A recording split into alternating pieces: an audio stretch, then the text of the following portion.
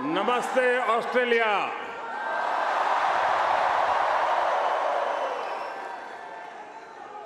Australia के प्रधानमंत्री और मेरे प्रिय मित्र his excellency Albanese,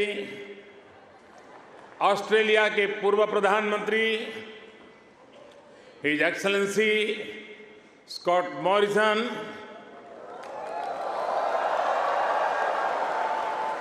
new South Wales के premier Chris Minns, foreign minister Penny Wong, communication minister Michelle Rowland, energy minister Chris Bowen, leader of opposition Peter Dutton, assistant foreign minister Tim Watts, New South Wales के उपस्थित मंत्रिमंडल के सभी आदरणीय सदस्य, Parramatta से संसद सदस्य डॉक्टर एंड्रयू चार्ल्टन, यहां उपस्थित ऑस्ट्रेलिया के सभी सांसद सदस्य, मेयर, डिप्टी मेयर, काउंसिलर्स और ऑस्ट्रेलिया में रह रहे प्रवासी भारतीय जो आज इतनी विशाल संख्या में उपस्थित हुए हैं, आप सबको मेरा नमस्कार।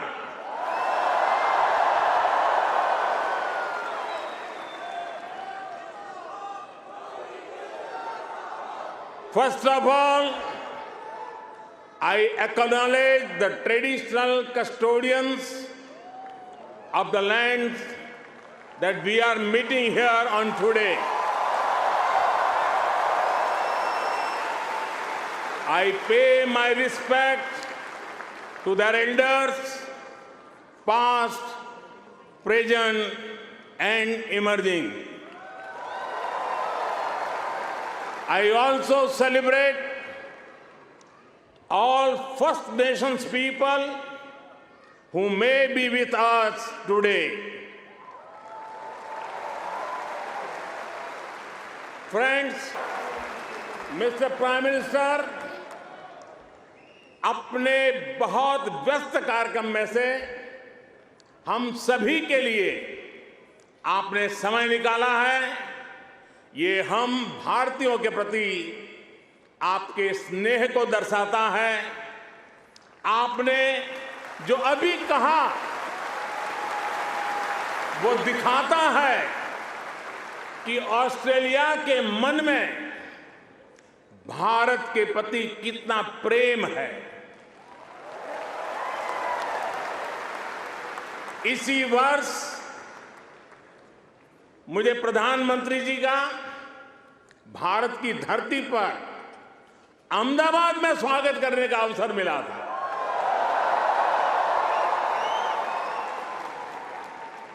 आज उन्होंने यहां लिटिल इंडिया के फाउंडेशन स्टोर को अनवील करने में मेरा साथ दिया है। मैं उनका बहुत बहुत आभार व्यक्त करता हूं। Thank you my friend Anthony.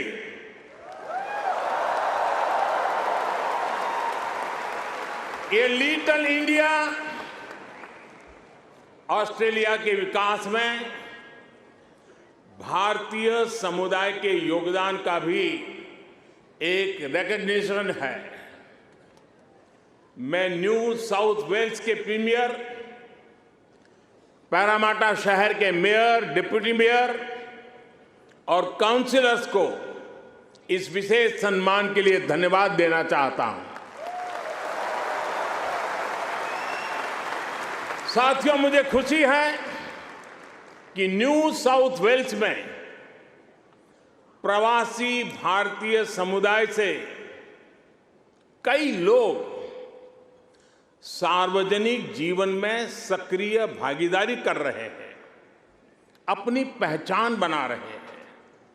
वर्तमान न्यू साउथ वेल्स की सरकार में डिप्टी प्रीमियर, प्रूकार, ट्रेजरर डेनियल मुखी बड़ा कंट्रीब्यूशन कर रहे हैं।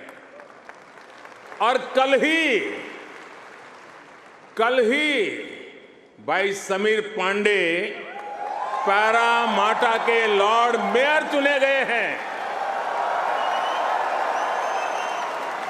मैं सबका अभिनंदन करता हूं, बहुत बहुत बधाई देता हूं। साथियों, आज जब पैरामाटा में यह सब हो रहा है, तभी ये जानकारी भी आई है कि पश्चिमी ऑस्ट्रेलिया के पर्थ शहर में भारतीय सैनिक नयन सिंह सैलानी के नाम पर सैलानी एवेन्यू बनाया गया है। उन्होंने पहले विश्व युद्ध में ऑस्ट्रेलिया की फौज के लिए लड़ते हुए वीर गति प्राप्त की थी। इस सम्मान के लिए मैं पश्चिमी ऑस्ट्रेलिया के नेतृत्व का आदरपूर्वक अभिनंदन करता हूं। साथियों, एक समय था जब कहा जाता था कि भारत ऑस्ट्रेलिया के संबंधों को 3C डिफाइन करते हैं। ऐसा पहले कहा जाता था। ये कौन से 3C हैं? कॉमनवेल्थ, क्रिकेट और करी।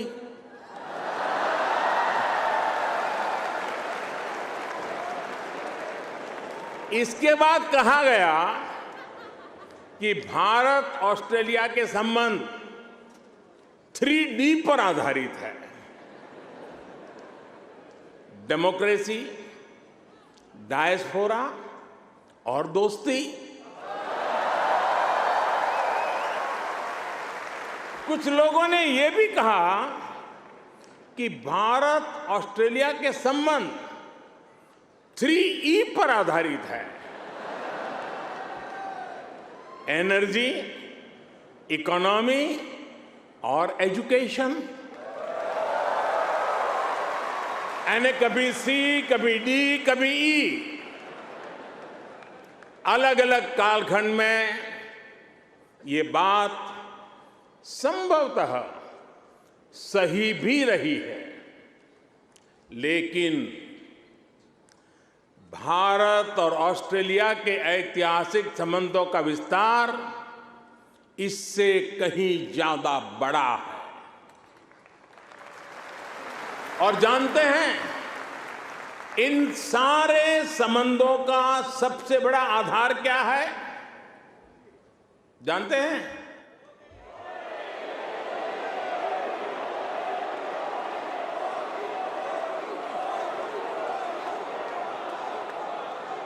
जी नहीं,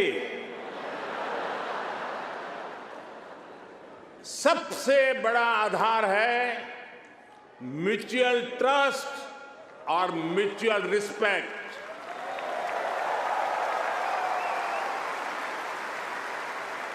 ये म्यूचुअल ट्रस्ट और म्यूचुअल रिस्पेक्ट सिर्फ भारत ऑस्ट्रेलिया के डिप्लोमेटिक रिश्तों से विकसित नहीं हुआ है।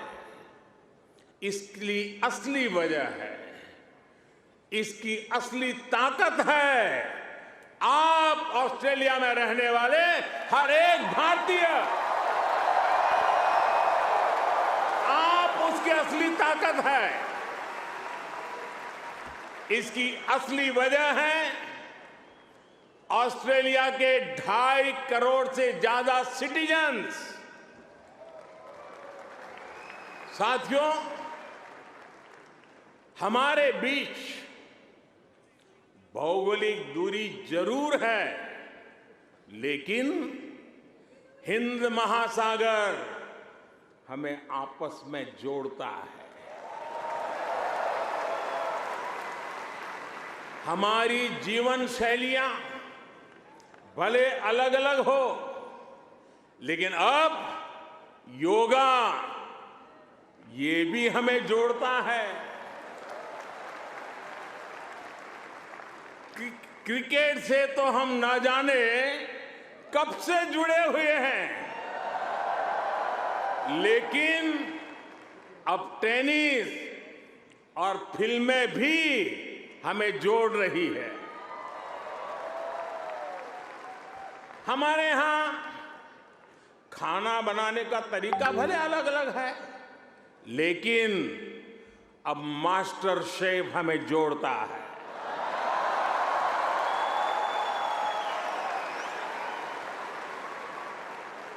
हमारे यहां पर्व त्योहार भले अलग अलग मनाए जाते हैं, लेकिन हम जुड़े हुए हैं दिवाली की रौनक से,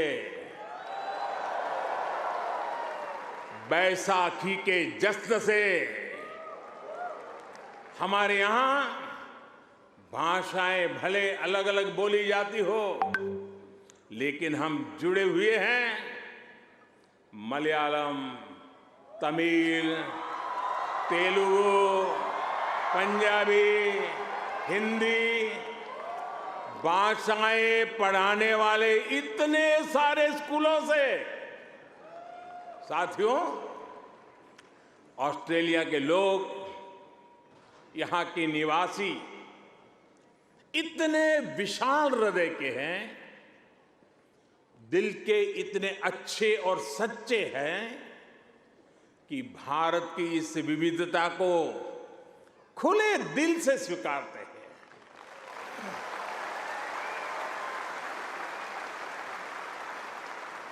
और यही वजह है कि पैरामाटा स्क्वायर किसी के लिए परमात्मा चौक बन जाता है।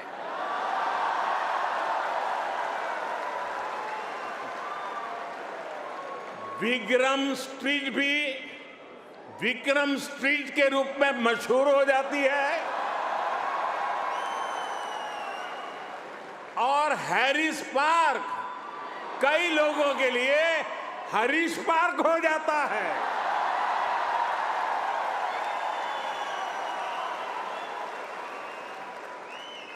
वैसे मैंने सुना है कि हैरिस पार्क में चटका की चाट,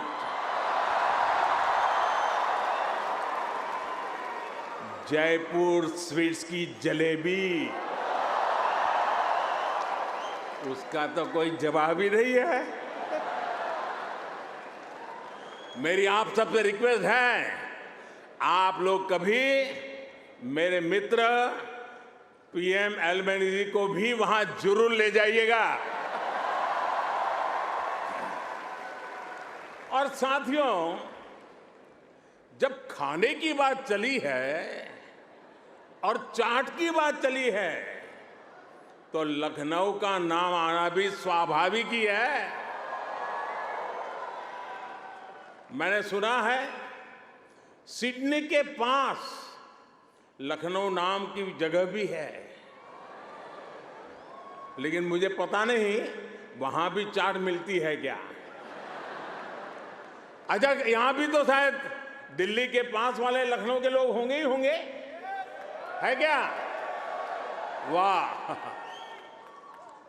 वाकई Delhi street, Bombay street, Kashmir Avenue, Malabar Avenue जैसी कितनी ही सड़कें यहां ऑस्ट्रेलिया में आपको भारत से जोड़े रखती है।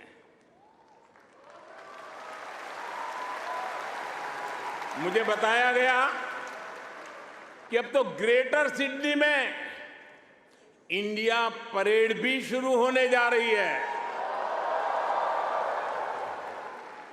मुझे जानकर भी बहुत अच्छा लगा कि यहां आप सबने आजादी का अमृत महोत्सव भी बहुत धूमधाम से मनाया है। यहां की कई सारी सिटी काउंसिल में बहुत सारे कार्यक्रम किए गए हैं। सिडनी ओपेरा हाउस जब तिरंगे की रोशनी से सराबोर हुआ तो यहां हर भारतीय का दिल खुश हो गया। हिंदुस्तान में भी जय जयकार हो रहा था। और इसके लिए मैं न्यू साउथ वेल्स गवर्नमेंट का विशेष तौर पर आभार व्यक्त करता हूं। साथियों, हमारे क्रिकेट के रिश्तों को भी 75 वर्ष पूरे हो गए हैं। क्रिकेट की फील्ड पर मुकाबला जितना रोचक होता है, उतनी ही गहरी ऑफ द फील्ड हमारी दोस्ती है। इस बार तो ऑस्ट्रेलिया की अनेक विमेन क्रिकेट प्लेयर भी पहली बार भारत में आईपीएल खेलने आई थी।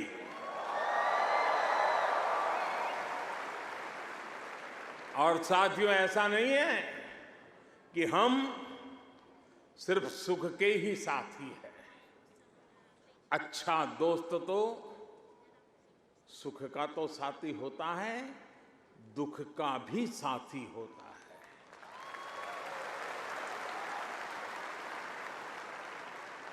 पिछले साल जब महान शेन वॉर्न का निधन हुआ तो ऑस्ट्रेलिया के साथ कोटि कोटि भारतीयों ने भी शोक मनाया।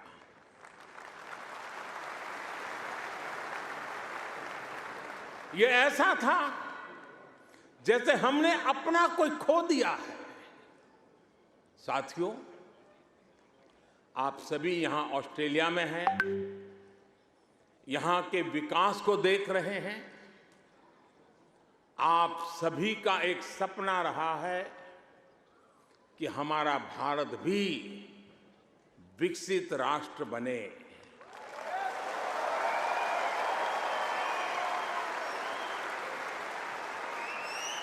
है ना आपका सपना? है ना आपका सपना? है ना आपका सपना? जो सपना आपके दिल में है, वो सपना मेरे दिल में भी है। ये मेरा भी सपना है। 140 करोड़ भारतीयों का सपना है।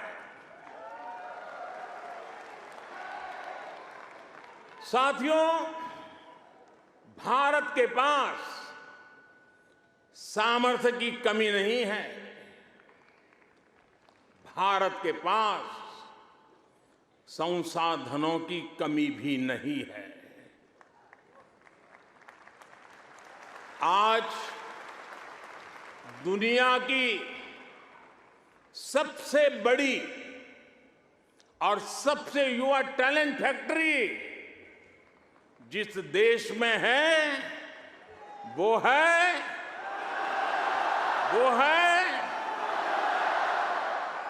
सही जवाब दे रहे हैं आप, वो है इंडिया। मैं ये बात फिर दोहरा रहा हूं। आज दुनिया की सबसे बड़ी और सबसे युवा टैलेंट फैक्ट्री जिस देश में है, वो है।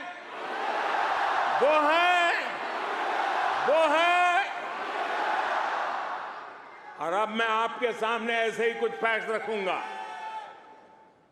और आपसे सही उत्तर जानना चाहूंगा। ठीक है? रेडी? कोरोना की इस ग्लोबल पैंडेमिक में जिस देश ने दुनिया का सबसे तेज वैक्सीनेशन प्रोग्राम चलाया, वो देश है वो देश है आज जो देश दुनिया की फास्टेस्ट ग्रोइंग लार्ज इकोनॉमी है, वो है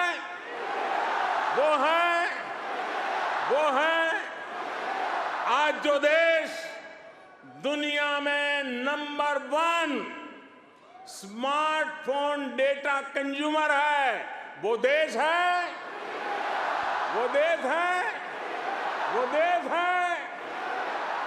आज जो देश फिनटेक एडॉप्शन रेट में नंबर 1 है, वो देश है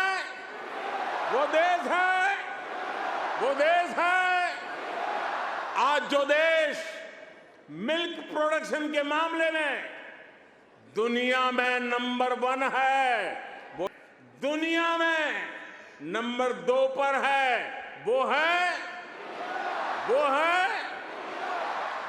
आज जिस देश में दुनिया का तीसरा सबसे बड़ा स्टार्टअप इकोसिस्टम है, वो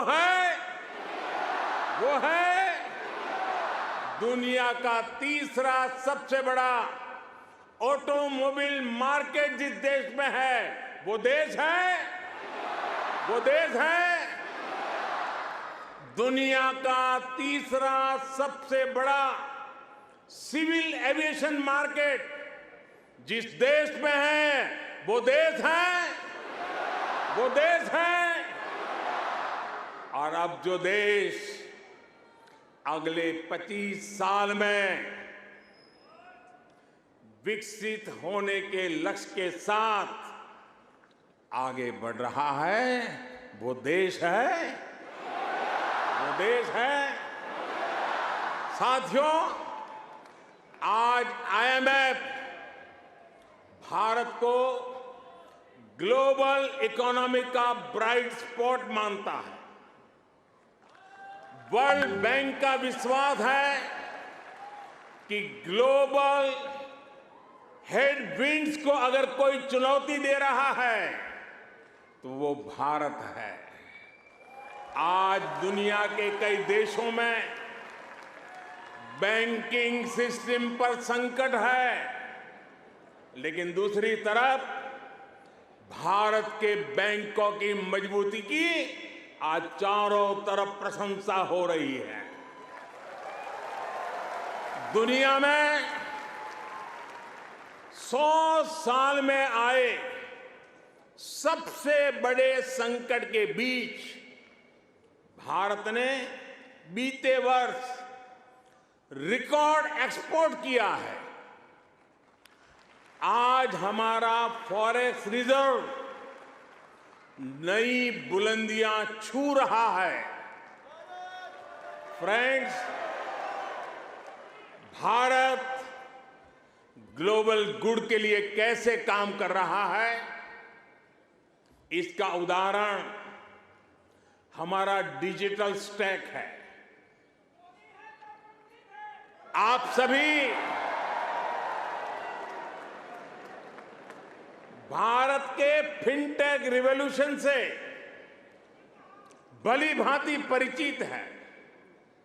आपको याद होगा, जब मैं 2014 में यहां आया था, तब मैंने आपसे एक सपना साझा किया था। मेरा वो सपना था कि भारत में गरीब से गरीब का अपना बैंक खाता हो।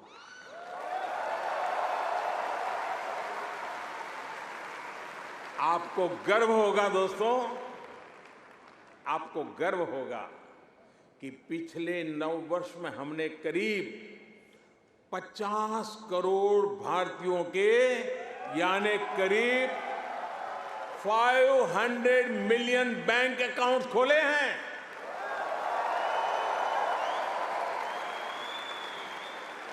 और सिर्फ बैंक अकाउंट खोलना ही हमारी सफलता, हम वहां अटकते नहीं हैं। इसने भारत में पब्लिक सर्विस डिलीवरी के पूरे इकोसिस्टम को ट्रांसफॉर्म कर दिया। हमने Jan Dhan bank account, mobile phone और आधार आईडी की एक जैम ट्रिनिटी, JAM ट्रिनिटी बनाई है। आप सोचिए, इसे एक क्लिक पर करोड़ों करोड़ों देशवासियों तक डायरेक्ट बेनिफिट ट्रांसफर, DBT संभव हुआ है। और आपको और खुशी होगी, बीते 9 वर्षों में, यह आंकड़ा भी आपको बहुत आनंद देगा, बीते 9 वर्षों में 28 लाख करोड़ रुपए, यानी 500 बिलियन ऑस्ट्रेलियन डॉलर से भी ज्यादा सीधे जरूरतमंदों के बैंक अकाउंट में भेजे गए हैं।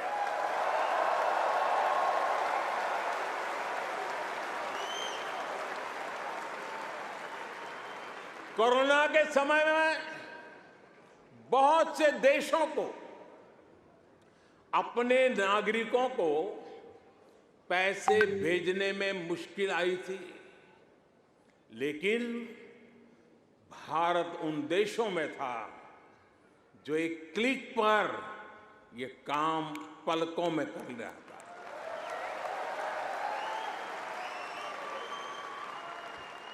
यूनिवर्सल पब्लिक इंटरफेस यानी यूपीआई ने भारत में फाइनेंशियल इंक्लूजन को नई ऊंचाई पर पहुंचा दिया है। आज दुनिया के 40% रियल टाइम डिजिटल पेमेंट्स अकेले भारत में होते हैं।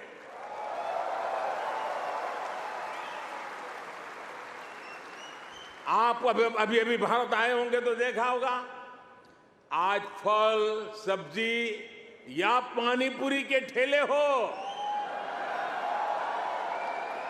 या फिर चाय की दुकान, सब जगह डिजिटल ट्रांजैक्शन हो रहा है।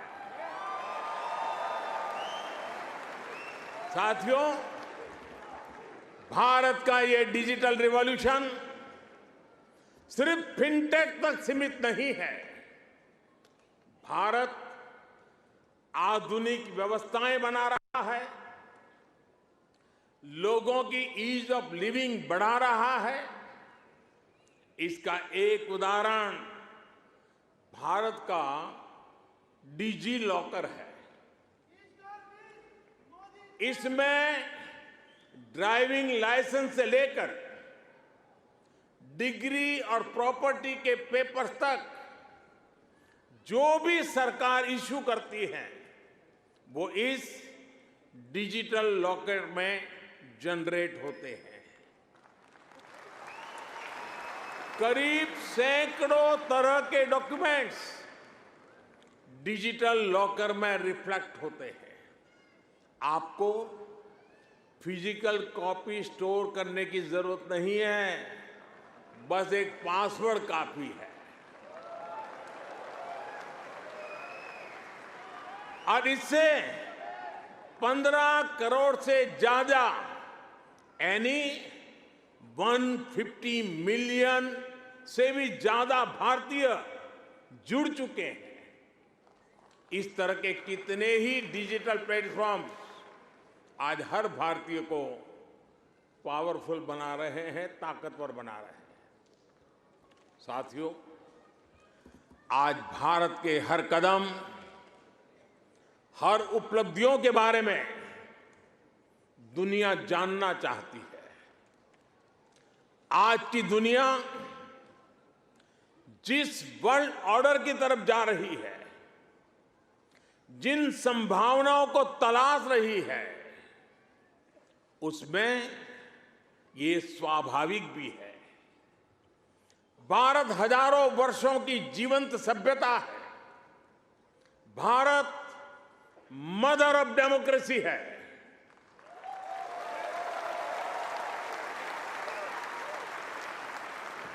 हमने समय के अनुसार खुद को ढाला है, लेकिन अपने मूल सिद्धांतों पर, फंडामेंटल्स पर हमेशा टिके रहे हैं। हम राष्ट्र को भी एक परिवार के रूप में देखते हैं और विश्व को भी एक परिवार मानते हैं। वसुधैव कुटुंबकम। और इसलिए जब भारत अपनी G20 प्रेसिडेंसी की थीम तय करता है तो कहता है अपने आदर्शों को जीने का उसका स्वभाव देखिए। G20 प्रेसिडेंसी में भारत कहता है one earth, one family, one future.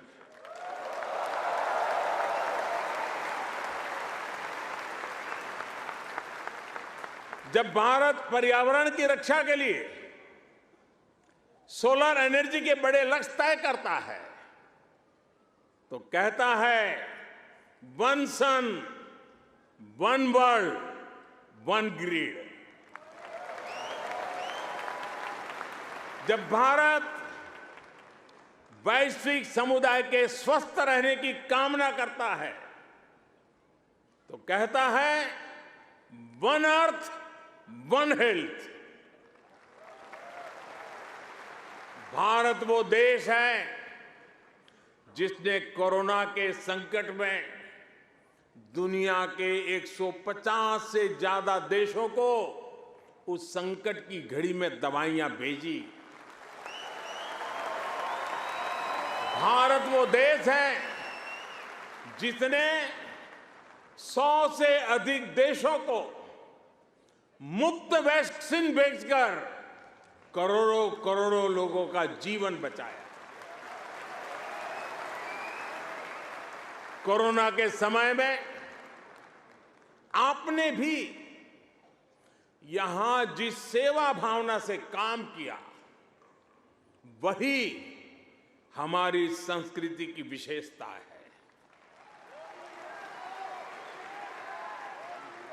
आज शहीदों के सरताज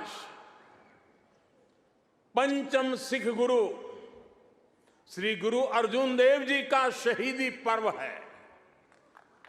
हमें गुरु जी के जीवन से सभी की सेवा करने शिक्षा मिलती है। गुरु अर्जुन देव जी ने ही दसंध प्रणाली शुरू की थी। इसी प्रेरणा से कोरोना के दौरान भी कितने ही गुरुद्वारों के लंगर ने यहां लोगों की मदद की। इसी दौर में कितने ही मंदिरों की रसोई यहां पीड़ितों के लिए खुल गई। ऑस्ट्रेलिया में रहकर पढ़ाई कर रहे स्टूडेंट्स भी बड़ी संख्या में लोगों की मदद के लिए आगे आए। विभिन्न सामाजिक संगठनों ने भी इस दौरान बहुत लोगों की मदद की। भारतीय कहीं भी रहे, एक मानवीय भाव उनमें समाहित रहता है।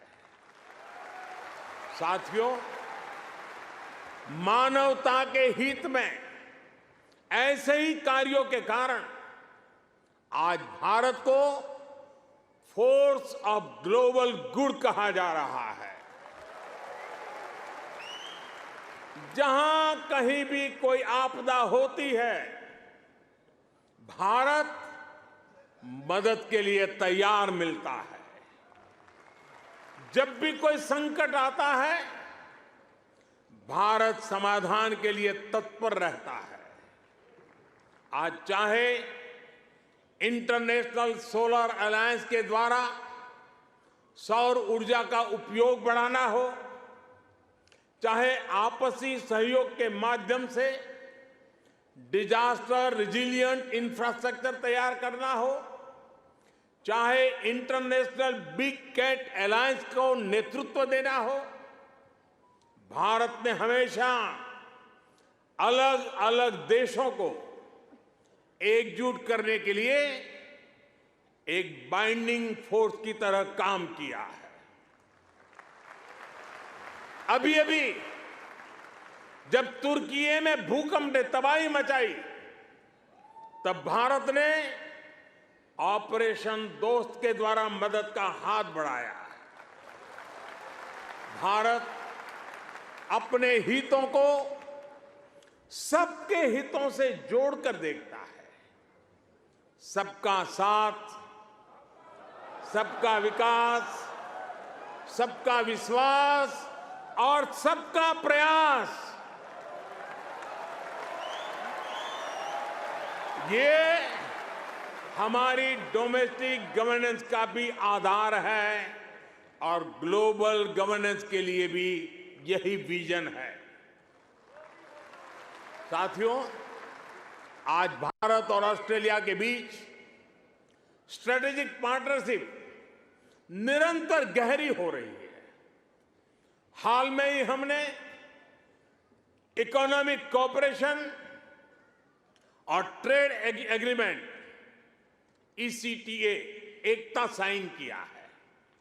अनुमान है इससे दोनों के बीच ट्रेड अगले 5 वर्ष में 2 गुने से अधिक हो जाएगा।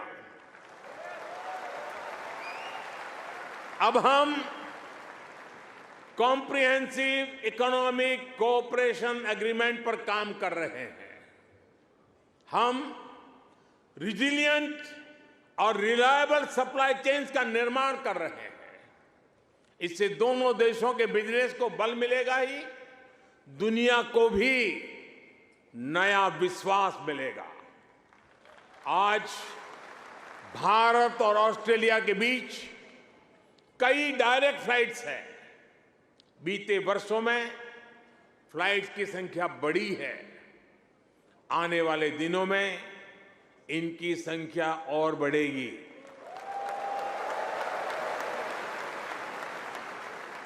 एक दूसरे की डिग्रियों को मान्यता देने को लेकर भी दोनों देश आगे बढ़े हैं और इससे हमारे स्टूडेंट्स को बहुत लाभ होगा। Migration and mobility partnership agreement पर भी सहमति बनी है। इससे हमारे स्किल्ड प्रोफेशनल्स के लिए ऑस्ट्रेलिया आना और यहां काम करना आसान होगा। और साथियों, आज जब मैं आपके बीच आया हूं तो एक घोषणा भी करने जा रहा हूं।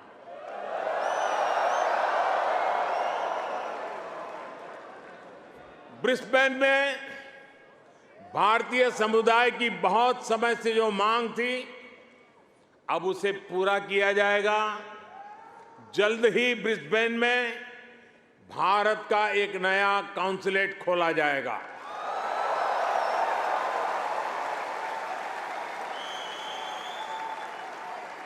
फ्रेंड्स, भारत और ऑस्ट्रेलिया की गहरी होती पार्टनरशिप मां भारती में आस्था रखने वाले प्रत्येक व्यक्ति को सशक्त करेगी। आपके पास टैलेंट है, अपनी स्किल की ताकत है और साथ ही अपने कल्चरल वैल्यूज भी है। ये वैल्यूज आपको ऑस्ट्रेलिया के लोगों के साथ घुल मिलकर रहने में बड़ी भूमिका निभाते हैं। मैं कल ही पापुआ न्यू गिनी से आया हूं। वहां मैंने स्थानीय भाषा में तमिल साहित्य तिरुकुरल के अनुवाद का लोकार्पण किया। ये अनुवाद वहां भारतीय मूल के एक स्थानीय गवर्नर ने किया है। एक जीता जागता उदाहरण है कि कैसे हम विदेश में रहते हुए भी अपनी जड़ों पर गर्व करते रहें, जड़ों से जुड़े रहे। आप भी यहां ऑस्ट्रेलिया में भारतीय संस्कृति की खुशबू फैला रहे हैं। आप ऑस्ट्रेलिया में भारत के कल्चरल एम्बेसडर हैं, भारत के ब्रांड एम्बेसडर्स हैं। साथियों, मैं मेरी बात समाप्त करने से पहले आपसे कुछ मांगना चाहता हूं। देंगे? आवाज जरा धीमी हो गई। देंगे? पक्का? प्रॉमिस? मैं आपसे ये मांग रहा हूं और आपसे आग्रह करूंगा कि आप जब भी भारत आए, अपने साथ कोई न कोई ऑस्ट्रेलियाई मित्र और उनके परिवार को भी साथ लेकर के आए।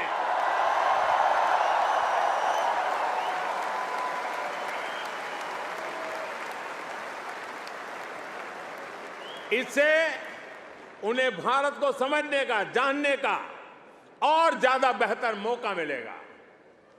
आप इतनी बड़ी तादाद में आए, लंबे अरसे के बाद आपको मिलने का मौका मिला।